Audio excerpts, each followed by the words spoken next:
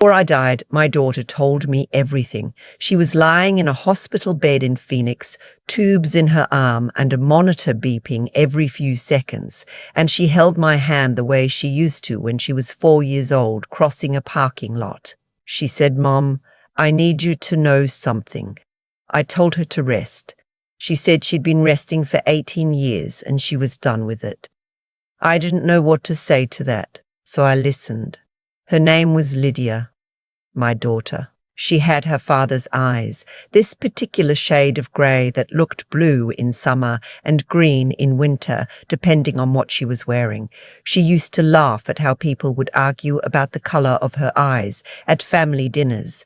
My husband Leonard would say grey, my mother-in-law would say blue. Lydia would just wink at me and say, "Mom knows. I'm 71 years old now. I live in the same house in Dayton, Ohio that Leonard and I bought in 1984 for $82,000. The oak tree in the backyard that Leonard planted the year we moved in is taller than the house now. I still eat breakfast at the kitchen table every morning because I can't bring myself to use the dining room alone. Small habits are the things that keep you from falling apart. I've learned that. I need to tell you what happened, not for sympathy. I'm past the age where I need that. I'm telling you because I carried this story alone for a long time, and there's a 24-year-old young man sitting across the country right now who deserves to have it told properly.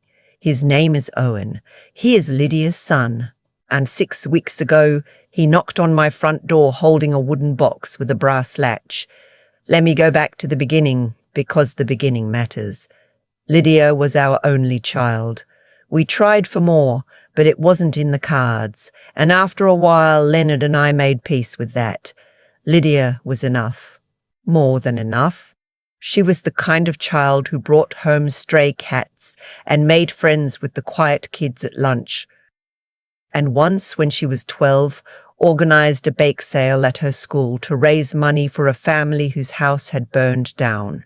We didn't ask her to do it. She just saw something wrong and decided to fix it. Leonard worked in insurance. I worked part-time as a bookkeeper for 3 small businesses in our area, a hardware store, a dentist's office, a family-owned bakery.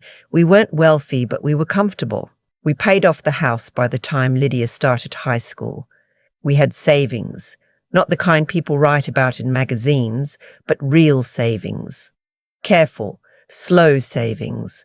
The kind that took 26 years to build. $214,000. That was what was in the account when everything happened. I remember the number because I've thought about it almost every day for 18 years. Lydia was 31 when it disappeared. She'd come home in the spring of 2007 March, the month that can't decide if it's winter or not. She said she needed help. She'd been running a small catering business out of Portland, Oregon, where she'd moved after college. She said the business was struggling, that a partner had pulled out, that she had a contract coming up with a hotel chain that could save everything, but she needed working capital to fulfill the order, equipment rentals, staffing, product costs. She showed me spreadsheets. She had projections. She talked about the hotel chain by name, a real name, one I recognized. She said the money would come back within 90 days, with interest. She said, "Mom, I wouldn't ask if I wasn't sure." Leonard trusted her. So did I. She was our daughter. We'd watched her organize that bake sale at 12 years old. We'd watched her graduate with honors. We'd watched her build something from nothing in a city where she didn't know anyone. We trusted her completely. We transferred the money on a Tuesday. By that Friday, Lydia was gone. Her phone was disconnected. Her apartment in Portland was empty. The catering business address turned out to be a shared workspace that she'd rented by the month. The lease had ended. The hotel contract she'd described didn't exist. When Leonard called the hotel chain's corporate office, they'd never heard of her or her business. Leonard sat in the kitchen for 3 hours that night without saying a word. I made coffee. I put a cup in front of him and he didn't touch it. I kept thinking there had to be an explanation. I kept waiting for Lydia to call back. She never did. Leonard had a heart attack 4 months later. August, the kind of hot that makes the asphalt soft. He was mowing the backyard when it happened. I found him near the oak tree. The doctors said it was cardiac arrest, and it was. But I have always believed that the grief had something to do with it. He was 63 years old and healthy and had never smoked a day in his life. He had a daughter who had taken everything we'd spent 26 years saving, and he never understood why. And I think that unknowing ate at something essential in him. I buried Leonard in September. I went back to work full-time in October. I picked up a fourth client for my bookkeeping, a small law firm near downtown. I sold one of our cars. I applied for a reverse mortgage 3 years later, when the bookkeeping wasn't quite covering everything. I made it work, the way women of a certain generation make things work, quietly and without anyone asking if they're all right. I was angry at Lydia for a long time. Then the anger settled into something duller, like a stone in my chest that I'd learned to breathe around. I stopped expecting answers. I stopped searching her name online after the first 2 years, when searching felt like pressing a bruise to see if it still hurt. It always did. I told myself she was gone, not dead necessarily, but gone in the way that mattered. Whoever my daughter had been, that person had made a choice. I decided to stop waiting for her. And I did. I got very good at it. The knock came on a Wednesday morning in late September. I was in the kitchen making oatmeal. I wasn't expecting anyone. He was tall, which surprised me first. Dark hair, a little long, curling at his ears. He was wearing a grey jacket over a flannel shirt, and he was holding a rectangular wooden box with both hands, like he was afraid of dropping it. He looked about 20-something. He looked nervous. He said, "Are you Constance Albright?" I said I was. He said, "My name is Owen. I think I'm your grandson." I held on to the doorframe. I don't know why. My legs were fine. I think I just needed to hold on to something. He said his mother had died 3 weeks earlier. He said her name was Lydia. He said she'd spent the last 2 months of her life trying to locate me, and that before she went into her final hospital stay, she had given him that wooden box and asked him to bring it to me. I looked at the box. It had a small brass latch and a scratch on the left side, shaped a little like a crescent moon. It looked handmade. I said, "You'd better come in." We sat at the kitchen table, the same table where Leonard had sat in silence the night the money disappeared. I made coffee automatically, the way you do when you don't know what else to do with your hands. Owen set the box on the table between us and didn't touch it. He told me about himself in the careful, quiet way of someone who has been asked to deliver painful news and is trying to do it right. He was 24. He'd grown up in Tempe, Arizona. He'd never known his father. Lydia had been a single mother since before he was born. He was a contractor now, residential construction, working with a small crew. He said Lydia had never talked about her life before Arizona. He said he knew almost nothing about where she came from. He said she talked about you at the end. She said she had done something unforgivable to you and your husband. I wrapped both hands around my coffee cup and didn't say anything. He slid the box toward me. The latch was stiff. I had to press it twice before it opened. Inside there were 3 things: a letter, handwritten, in Lydia's handwriting, 12 pages, folded, a manila envelope, sealed, with my name written on the front, and a small photograph, the 3 of us, Leonard and Lydia and me, at a 4th of July cookout maybe 30 years ago. Lydia was in pigtails. Leonard had on a ridiculous apron that said "Jurors nor sword rent." I remembered buying that apron at a garage sale for $2 and Leonard wearing it every summer until it fell apart. I hadn't seen that photograph in years. I didn't know she'd had a copy. I set it face down on the table because I wasn't ready to look at it yet. I picked up the letter. My hands were shaking by the 3rd page, but I kept reading. She had gotten into trouble before she came to us in 2007. Not the kind of trouble I could have guessed. She'd been in a relationship for 2 years with a man she called C. She didn't write his full name, and by the end of the letter I understood why. He had been charming, and then controlling, and then toward the end threatening. When she'd finally tried to leave him, He told her he had documentation of her involvement in a small fraud scheme his business had been running. She hadn't known what the business was really doing when she started working there. By the time she did, she was already named on paperwork. He told her if she left, he'd report everything and make sure the charges fell on her. She believed him. She was terrified.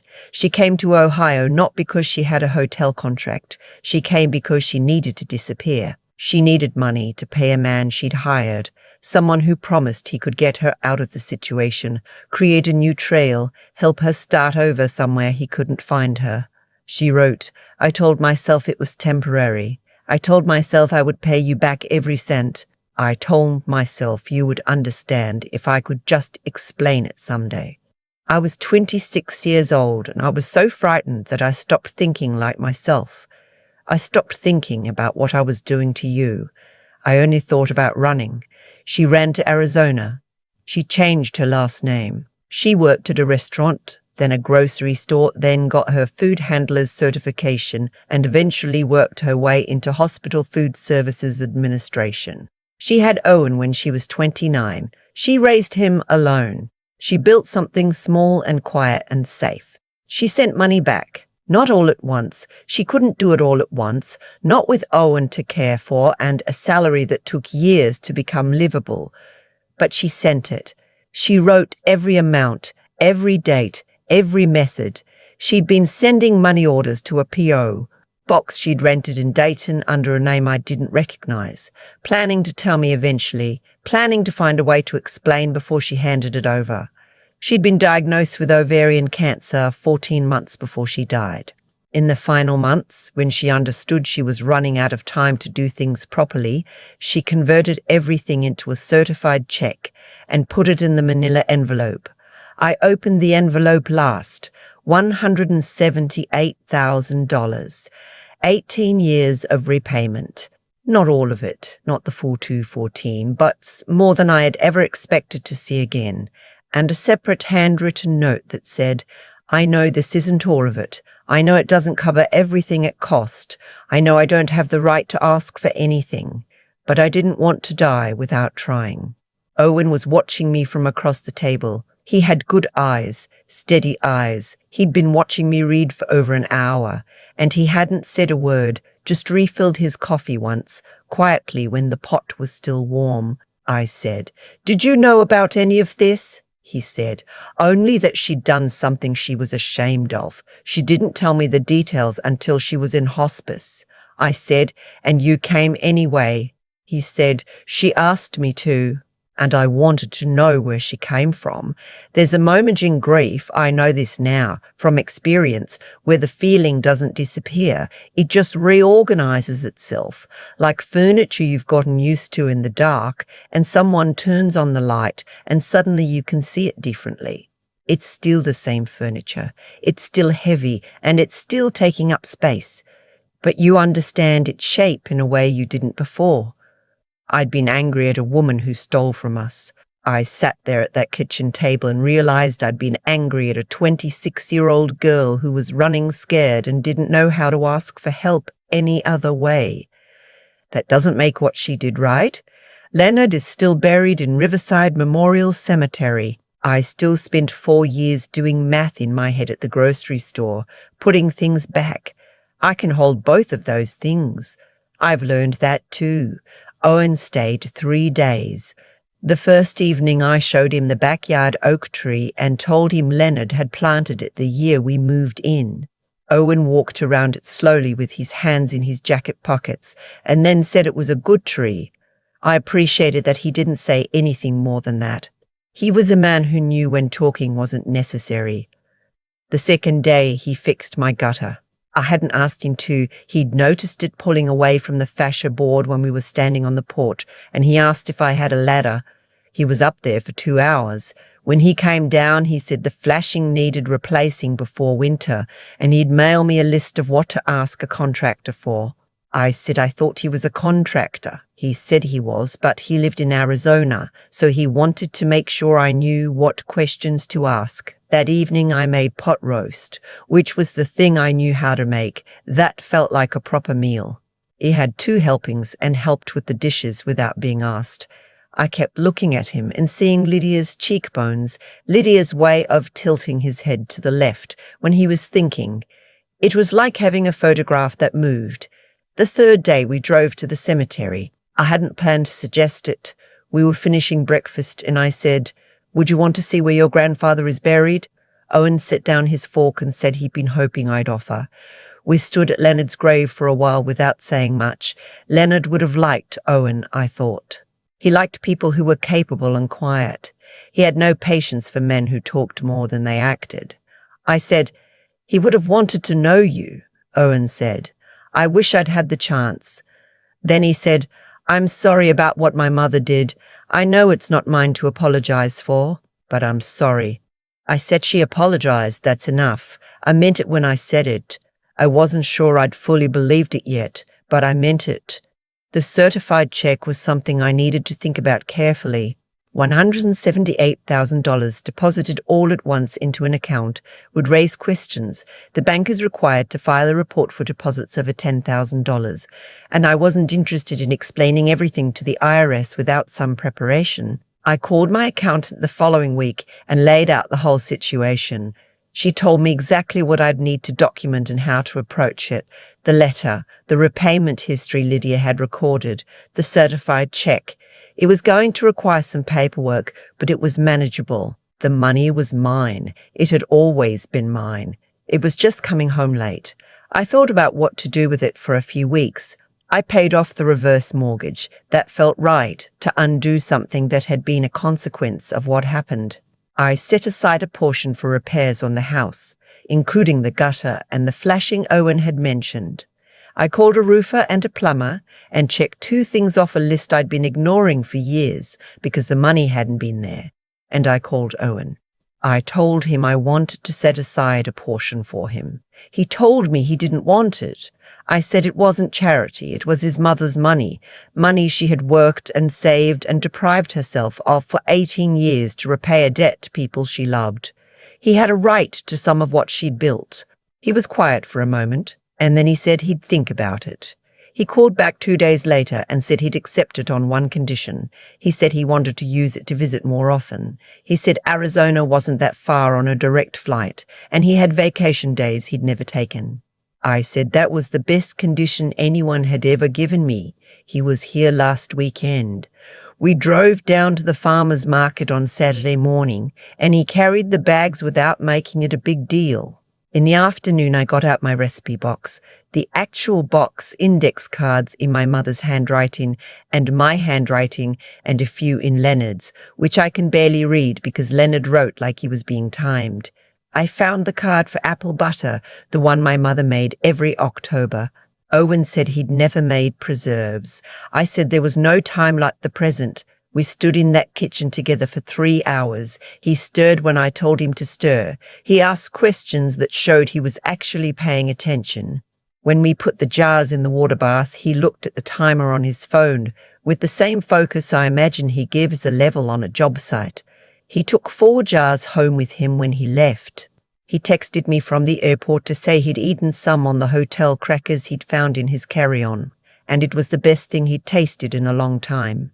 I have his number saved in my phone now. I have a photograph of us from the farmer's market on my refrigerator, held up with a magnet Leonard brought home from a conference in 1998. It's shaped like a little skyline, Cincinnati, I think. Owen is squinting in the sun in the photograph and grinning. He has Lydia's grin. I didn't forgive Lydia all at once. I want to be honest about that. Some mornings I still wake up and feel the weight of what those years cost. Financially, physically, the particular loneliness of not knowing whether your child is alive or what you did wrong or what she needed that you hadn't given her. That feeling doesn't have an on and off switch. It's just something you learn to carry differently. But I think about what the alternative would look like. I think about the version of this story where I sent Owen away at the door, where I never read the letter, where I spent the rest of my life with only half the truth. That wooden box with the brass latch is sitting on my bookshelf now, next to a photo of Leonard and a small blue vase that belonged to my mother. The letter is inside it. I don't read it often. Once was enough to understand it, and grief doesn't need to be rehearsed, but I like knowing it's there. Owen is coming back for Thanksgiving. He asked if he could bring a friend, a woman he's been seeing, apparently someone he met through work. He said he wanted her to meet me. I said of course. I said I'd make the pot roast and we could get started on my mother's pie crust recipe because that one takes practice and you might as well start before you need it. He said, "You're going to make me do dishes again, aren't you?" I said that was exactly the plan. The oak tree is going to turn soon. It goes golden in October. The whole backyard lit up like something is burning quietly out there. Warm and slow and not the kind of fire that destroys anything. Leonard planted it the year we moved in. I used to think it was just a tree. I think now it was something he was leaving behind on purpose, the kind of thing that grows whether or not you're there to see it. I've had a lot of time to think about what happened. 18 years is long enough to turn a story over in your hands until you've worn the edges smooth. And what I keep coming back to, not as a comfort exactly, but as something true, is that every choice in this story had a weight to it that carried forward, whether anyone intended it to or not. Lydia made a choice at 26 that she spent the next 18 years paying for. Not in any dramatic sense. Quietly, the way most real consequences work. She paid it in the restaurant shifts and the grocery store hours and the money orders sent to a P.O. box in a city she'd run from. She paid it in the loneliness of building a life from scratch, with no one who knew her whole name. She paid it in the conversations she couldn't have with her son until she was dying and had finally run out of time to keep the secret. That's how it works. You don't get to make a choice that large and then set it down. It follows you. But here's what I didn't expect. I had consequences too. Not consequences I earned the way Lydia earned hers, but ones that came anyway. The years of working too hard and spending too carefully and waking up in a house that felt too quiet. The way I stopped trusting my own judgment for a long time because I had trusted completely and been wrong. I didn't do anything to deserve that. It happened anyway. And the question I had to answer, the only question that was actually mine to answer, was what I was going to do with it. That's the thing no one tells you about being wronged. The injury is real, but the bitterness is a choice. I don't say that lightly.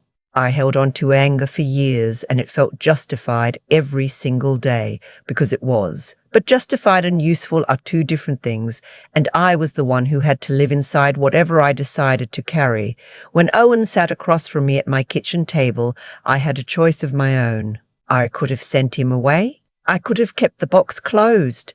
I could have decided that I had already paid enough and didn't owe anyone, least of all Lydia's son, anything resembling openness.